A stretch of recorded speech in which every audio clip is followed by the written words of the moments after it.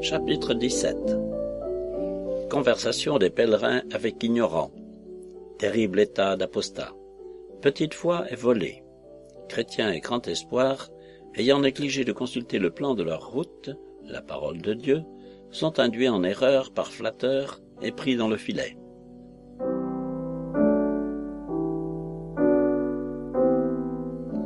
Un peu au-delà de ces montagnes, et sur la gauche, est le pays de la présomption, d'où l'on arrive par un petit sentier tortueux à la route que suivaient les voyageurs. Dans cet endroit, ils virent venir à eux un jeune étourdi qui se nommait Ignorant. Chrétien lui demanda d'où il venait et où il allait. Ignorant. Monsieur, je suis né dans le pays que vous apercevez dans le lointain à gauche, et je me rends à la cité céleste. Chrétien. Mais comment vous y prendrez-vous pour rentrer? Cela ne vous sera peut-être pas facile. Ignorant. Je ferai comme font tous les honnêtes gens. Chrétien. Mais que montrerez-vous pour vous faire ouvrir la porte? Ignorant. Je connais la volonté du Seigneur, et j'ai mené une bonne vie. Je ne fais tort à personne. Je prie, je jeûne, je paie les dîmes, je fais des aumônes, et j'ai abandonné mon pays pour celui où je vais. Chrétien. Cependant, vous n'avez pas passé par la porte étroite qui est à l'entrée de cette route. Vous êtes arrivé ici par ce sentier tortueux. Aussi, malgré la bonne opinion que vous avez de vous-même, je crains qu'au jour du jugement, au lieu d'être admis dans la cité céleste, vous ne soyez punis comme un larron et un voleur. Ignorant. Messieurs, vous m'êtes entièrement étrangers. Je n'ai rien à faire avec vous. Suivez la religion de votre pays et laissez-moi suivre celle du mien. Tout ira bien, je l'espère. Et quant à la porte étroite dont vous parlez, chacun sait qu'elle est à une grande distance de ma patrie. Je crois que la plupart de mes compatriotes ne connaissent même pas le chemin qui y conduit. Et peu importe au fond, puisqu'ils ont, comme vous le voyez, un joli sentier fleuri qui mène tout droit de notre pays ici. Lorsque Chrétien vit que cet homme était sage à ses propres yeux, il dit à son compagnon de voyage, « Il y a plus d'espérance d'un fou que de lui. » Et il ajouta, « Quand l'insensé marche dans son chemin, le sens lui manque, tandis qu'il dit de chacun, il est un insensé. Lui ferons-nous d'autres représentations, ou nous contenterons-nous de le laisser réfléchir à celles que nous lui avons adressées? Si vous m'en croyez, répondit Grand Espoir, nous prendrons les devants et nous lui parlerons plus tard s'il se montre disposé à nous écouter. » Ils pressèrent donc le pas et laissèrent Ignorant derrière eux. Quand ils l'eurent un peu devancé, ils entrèrent dans un sentier fort obscur, où ils rencontrèrent un homme que 7 diables avaient lié de 7 cordes, et qu'ils entraînaient du côté de la porte qui était sur le flanc de la colline. À cet aspect, les pèlerins eurent grand peur. Néanmoins, tandis que les diables emmenaient cet homme, Chrétien tourna les yeux vers lui et crut reconnaître un certain apostat habitant de la ville de l'apostasie. Mais il ne put pas bien voir son visage, parce qu'il baissait la tête comme un voleur qui aurait été découvert. Cependant, Grand Espoir, regardant en arrière lorsqu'il eut passé, aperçut sur son dos un papier portant ces mots « Faux chrétien, maudit apostat ». Alors Chrétien dit à son compagnon « Cette rencontre me rappelle ce qui est arrivé non loin d'ici à un homme de bien.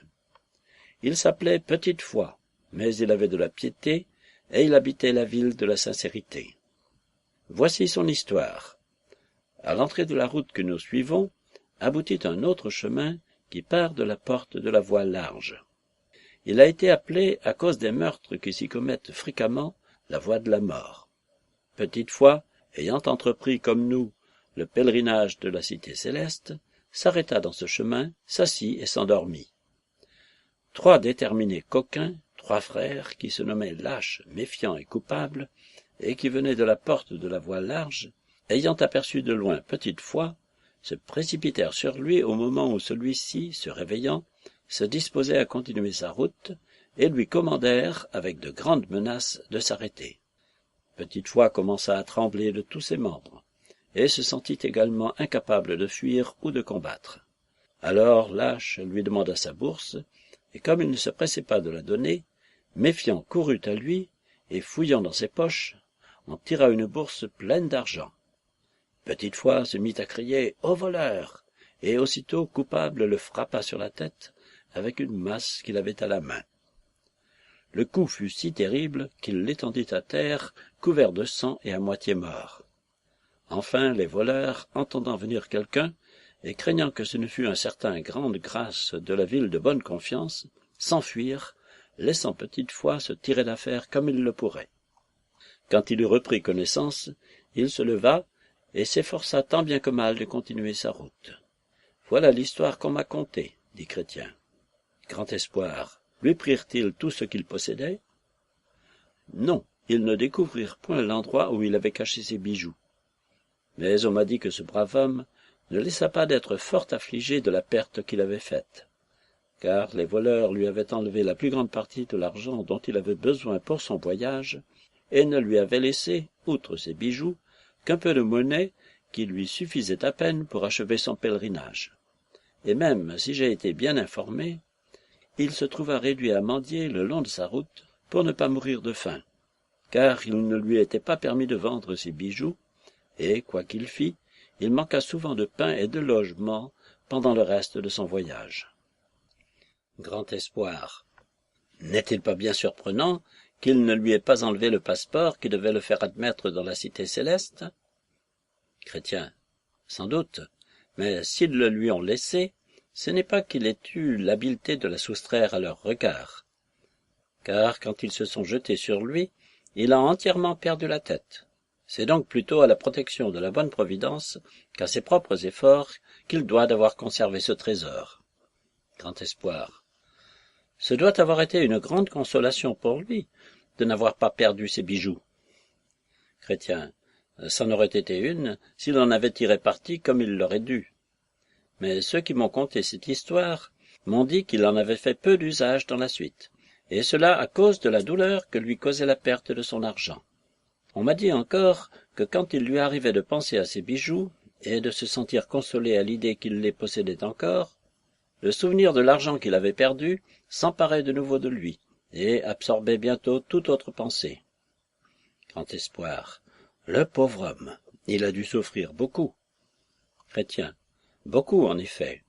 N'aurions-nous pas été affligés comme lui si nous avions subi un pareil traitement, si comme lui nous avions été volés et blessés, et encore dans un pays étranger? Il est extraordinaire que ce pauvre homme ne soit pas mort de chagrin.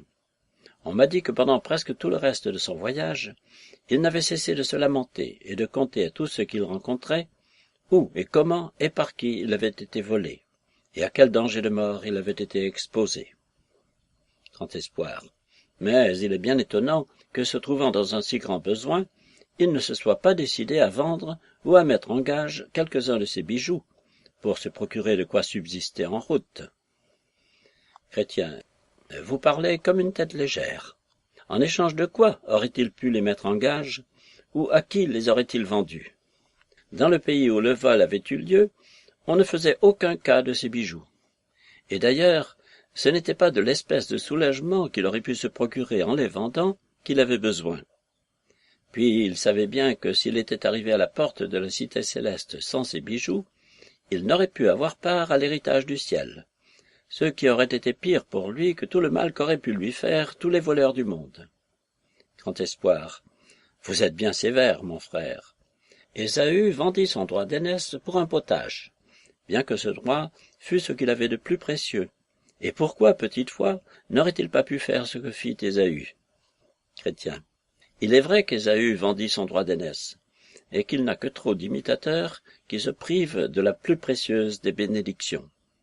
Mais vous ne devez pas confondre Ésaü et Petite Foi, car il y a entre eux de grandes différences. Ésaü faisait de son ventre son Dieu, mais il n'en était point ainsi de Petite Foi. Ésaü ne pensait qu'à satisfaire sa gourmandise, et se disait « Si je meurs, à quoi me servira ce droit d'aînesse ?» Mais Petite Foi avait été préservé d'un tel égarement. Il avait appris à trop bien apprécier la valeur de ses bijoux pour qu'il lui eût été possible de les vendre, comme Ésaü vendit son droit d'aînesse. Il ne nous est dit nulle part dans l'Écriture qu'Ésaü eut la foi, même dans son plus faible degré. Par conséquent, il n'est pas surprenant que l'affection de la chair régnant en lui, comme elle règne sans opposition dans toutes les âmes où la foi n'habite pas, il en soit venu à vendre son droit d'aînesse, son âme, son tout. Mais Petite Foi était dans une disposition tout à fait différente. Son cœur était tourné vers les choses de Dieu. C'était d'une nourriture spirituelle, de la nourriture qui vient d'en haut, qu'il avait besoin. Aussi, quand bien même il aurait trouvé des gens disposés à acheter ses bijoux, il ne les aurait pas vendus pour se remplir l'esprit de choses vaines. A-t-on jamais vu un homme acheter du foin pour s'en nourrir, ou une tourterelle dévorer un corps mort? Quoique pour satisfaire les convoitises de la chair, les hommes qui n'ont pas la foi puissent mettre en gage, hypothéquer ou vendre tout ce qu'ils possèdent, même leur propre vie, ceux qui ont la foi qui sauve, même dans son plus faible degré, ne peuvent pas agir ainsi. Et voilà, mon frère, en quoi vous vous êtes mépris. Grand Espoir, je le reconnais bien à présent, mais la sévérité de votre réprimande m'a presque fâché. Chrétien, et pourquoi? Je vous ai seulement comparé à ces petits oiseaux qui ne font que sortir de la coquille, et qui courent par-ci par-là, bien qu'ils n'aient pas encore les yeux ouverts, et qu'ils ne sachent pas où ils vont. Pardonnez-le-moi, et pensez à la question qui nous occupe. Grand Espoir. Mais, mon frère, il faut que ces 3 voleurs fussent des poltrons, sans quoi ils n'auraient pas pris la fuite, au moindre bruit qu'ils ont entendu. Pourquoi Petite Foi n'a-t-il pas montré plus de courage? Il me semble qu'il aurait dû leur résister de toutes ses forces, et ne leur céder qu'à la dernière extrémité. Chrétien. Plusieurs les ont traités de poltrons, qui ne les ont pas trouvés tels quand ils en sont venus aux prises avec eux. Et quant à ce que vous dites que Petite Foi aurait dû montrer du courage, comment l'aurait-il pu, puisqu'il n'en avait point? Pour vous, mon frère, vous pensez que si vous aviez été à la place de cet homme, vous n'auriez cédé qu'après avoir combattu. Cependant, quelque grand que soit votre courage, maintenant que ces voleurs sont loin de nous, je crois bien que s'ils revenaient et vous attaquaient tout d'un coup, comme ils ont attaqué Petite Foi, ils vous feraient changer de ton. D'ailleurs, bien que ces gens ne soient que des voleurs, ils sont au service du roi de l'abîme, dont la voix est comme le rugissement d'un jeune lion, et qui, au besoin, vient en personne à leur aide. Moi-même j'ai eu affaire à eux comme Petite Foi, et je vous assure que je ne me suis pas facilement tiré de leurs mains. Ces 3 coquins se jetèrent sur moi, et dès que je commençai à leur résister, comme tout chrétien doit le faire, ils appelèrent au secours, et leur maître parut. Je vous assure que dans ce moment-là, j'aurais donné ma vie pour une obole. Mais, par la grâce de Dieu, mes armes se trouvèrent à l'épreuve de leurs coups. Et pourtant, quoique revêtu d'une armure divine, j'eus bien de la peine à me défendre courageusement. Personne, soyez-en sûrs, ne peut savoir ce que c'est que cette lutte que celui qui l'a lui-même soutenue. Grand Espoir. Cependant, vous savez qu'ils prirent immédiatement la fuite, quand ils crurent que grande grâce approchait. Chrétien.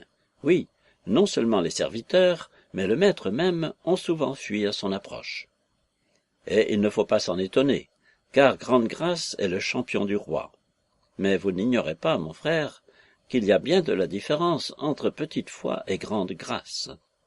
Tous les sujets du roi ne sont pas ses champions, et ils ne peuvent pas tous combattre aussi vaillamment les uns que les autres. Un petit enfant aurait-il pu terrasser Goliath comme le fit David? Un roitelet peut-il avoir la force d'un taureau? Les uns sont forts et les autres faibles. Les uns ont beaucoup de foi, les autres en ont peu. Cet homme était du nombre des faibles, et voilà pourquoi il succomba bientôt. Grand Espoir. Je voudrais que ces méchants garnements eussent eu affaire à grande grâce. Chrétien. Quand bien même ils auraient eu affaire à lui, ils lui auraient fait acheter cher la victoire. Car, bien que grande grâce manie très habilement ses armes et triomphe toujours de ses ennemis lorsqu'il les attaque de front, et qu'il les tient à distance, cependant, quand ils parviennent à l'approcher et à le serrer de près, alors il se peut que, même lâches et méfiants, ou leurs compagnons, le terrassent, et une fois par terre, que peut faire un homme? Quiconque examine bien le visage de grande grâce y découvre des blessures et des cicatrices qui prouvent la vérité de ce que je dis.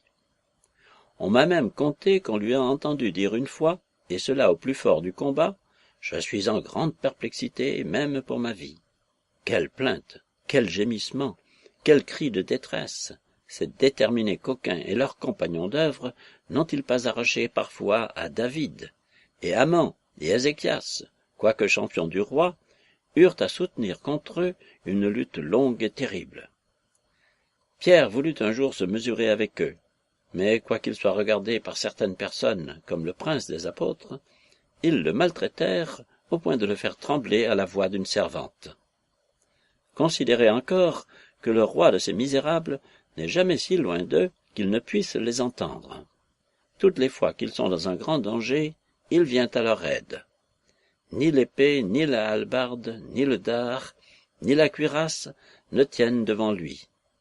Il ne tient pas plus compte du fer que de la paille, et de l'airain que du bois pourri. La flèche ne le fait point fuir. Les pierres de la fronde ne lui font pas plus d'effet que du chaume. Les machines à jeter des pierres ne sont pour lui que comme des brins de chaume, et il se rit lorsqu'on lance des dards contre lui. Que peut faire un homme contre un pareil ennemi? Il est vrai que si un homme avait toujours à sa portée le cheval de Job, et qu'il eût le courage et l'adresse de le monter, il pourrait faire de grands exploits, car son cou est revêtu d'une crinière. Il ne bondit pas comme une sauterelle, son fier hennissement donne de la terreur. De son pied il creuse la terre, il s'égaie dans sa force. Il va à la rencontre de l'homme armé. Il se rit de la frayeur, il ne s'épouvante de rien, et ne se détourne point de devant l'épée, ni lorsque les flèches du carquois font du bruit sur lui, ni pour le fer de la hallebarde et de la lance. Il creuse la terre en se secouant et en se remuant. Il ne peut se retenir lorsque la trompette sonne. Quand la trompette sonne, il hennit, il sent de loin la guerre, le bruit des capitaines et le chant de triomphe. Mais de faibles combattants comme nous ne doivent jamais désirer de rencontrer l'ennemi, ni s'imaginer, lorsqu'ils entendent parler des défaites des autres, qu'ils se seraient beaucoup mieux battus qu'eux. Ceux qui ont le plus de confiance en eux-mêmes sont ordinairement ceux qui succombent le plus facilement dans le combat. C'est ce dont nous avons un exemple bien frappant dans l'histoire de l'apôtre Pierre. Son orgueilleuse présomption le porta à se vanter qu'il serait plus fidèle à son maître et plus courageux que tous les autres disciples. Et cependant, sur qui le tentateur remporta-t-il jamais de victoire plus complète, et qui fit jamais une chute plus lourde? Quand donc nous entendons parler de brigandages qui se commettent sur la route royale, que ce soit pour nous un avertissement de nous revêtir de nos armes avant de nous mettre en chemin, et surtout de prendre le bouclier de la foi par lequel nous pouvons éteindre tous les traits enflammés du malin. Apprenons de là à solliciter pour notre pèlerinage la protection du roi et à le supplier de nous accompagner. C'est à cela que David dut de pouvoir se réjouir en traversant la vallée de l'ombre de la mort. Et Moïse aurait préféré mourir plutôt que de faire un pas en avant sans son Dieu. Ah, mon frère, si Dieu vient avec nous, quand toute une armée se camperait contre nous, nous n'aurions rien à craindre. Mais sans son aide, les plus intrépides tombent sous ceux qui ont été tués. Quant à moi, j'ai, il y a déjà longtemps, soutenu l'assaut de l'ennemi. Et quoique, par la bonté de Dieu, je sois, comme vous voyez, encore en vie, je ne puis pas me vanter de mon courage, et je m'estimerai heureux si à l'avenir je ne suis pas exposé à de telles attaques. Je crains bien cependant que nous ne soyons pas encore à l'abri du danger. Mais puisque l'ours et le lion ne m'ont pas dévoré, j'espère que Dieu nous délivrera de la main des Philistins que nous pourrons encore rencontrer. Ils continuèrent ensuite à marcher, toujours suivis d'ignorants. Bientôt ils arrivèrent dans un endroit où ils virent devant eux un sentier qui leur parut tout aussi droit que celui qu'ils devaient suivre. Ils ne savaient lequel choisir, et, fort embarrassés, ils s'arrêtèrent pour réfléchir au parti qu'ils avaient à prendre. Pendant qu'ils délibéraient, survint un homme dont le teint était d'une couleur sombre et qui portait un vêtement d'une étoffe très légère. Il s'approcha d'eux et leur demanda ce qu'ils attendaient. Ils lui répondirent qu'ils allaient à la cité céleste et qu'ils ne savaient lequel de ces deux sentiers ils devaient prendre. « Suivez-moi, leur dit cet homme, c'est aussi là que je vais. » Ils le suivirent donc par un sentier qui semblait aboutir à leur route. Mais ce sentier tournait insensiblement et les conduisit dans une direction tellement différente de celle de la cité à laquelle ils se rendaient, que bientôt ils la perdirent entièrement de vue. Ils continuaient cependant à suivre leur guide, lorsque tout d'un coup ils se trouvèrent enveloppés l'un et l'autre dans un filet, dans lequel ils étaient si bien pris qu'il leur fut impossible de s'en dégager. En ce moment, le vêtement blanc tomba de dessus les épaules de l'homme noir, et ils virent où ils étaient. Alors ils se mirent à crier de toute leur force, et Chrétien dit à son compagnon, « Je vois maintenant la faute que j'ai commise. Les bergers ne nous avaient-ils pas avertis de nous tenir en garde contre flatteurs? Nous voyons ce que dit le sage. L'homme qui flatte son prochain tend un piège devant ses pas. » Grand espoir. Les bergers nous avaient aussi donné des instructions écrites pour nous aider à trouver plus facilement notre route, mais nous avons négligé de les consulter. David a montré bien plus de sagesse que nous, car il a dit, « Pour ce qui est des actions des hommes, je me suis gardé, selon la parole que tu as prononcée dans ta bouche, des sentiers des hommes violents. » C'est ainsi que, toujours pris dans le filet, ils déploraient leur malheur. À la fin, ils aperçurent un être resplendissant de lumière qui s'approchait d'eux, ayant à la main un fouet fait de petites cordes. Quand il fut parvenu à l'endroit où ils étaient, il leur demanda d'où ils venaient et ce qu'ils faisaient là. Ils lui répondirent qu'ils étaient de pauvres pèlerins à Lantation, mais qui s'étaient égarés pour avoir suivi un homme noir vêtu de blanc, qui leur avait dit qu'il y allait aussi. Alors celui qui avait le fouet à la main leur dit, « L'homme qui vous a égarés s'appelle Flatteur, c'est un faux apôtre qui s'est transformé en ange de lumière. » Après quoi, il déchira le filet et les délivra. Puis il leur dit, « Suivez-moi, je vous remettrai dans le bon chemin. » Et il les reconduisit dans celui qu'ils avaient quitté pour suivre Flatteur. Il leur demanda encore où ils avaient passé la nuit la veille. « Avec les bergers, sur les montagnes des Délices, répondirent-ils. »« Mais n'avez-vous pas reçu des directions pour votre route? »« Oui. »« Pourquoi donc, ajouta-t-il, quand vous vous êtes trouvés embarrassés, n'avez-vous pas consulté vos instructions ?» Ils lui dirent qu'ils n'y avaient pas pensé. Il s'informa encore si les bergers ne leur avaient pas recommandé de se défier de Flatteur. « Oui, lui dirent-ils, mais nous n'avons pas soupçonné que ce pût être cet homme qui parlait si bien. » Alors il leur commanda de s'étendre par terre, et il leur infligea une sévère correction, pour leur apprendre à ne plus s'écarter de la route. Et tout en les frappant, il leur dit, « Je reprends et je châtie tout ce que j'aime. Ayez donc du zèle et vous repentez. » Cela fait, il leur dit de continuer leur route et de suivre avec soin les autres instructions que leur avaient données les bergers.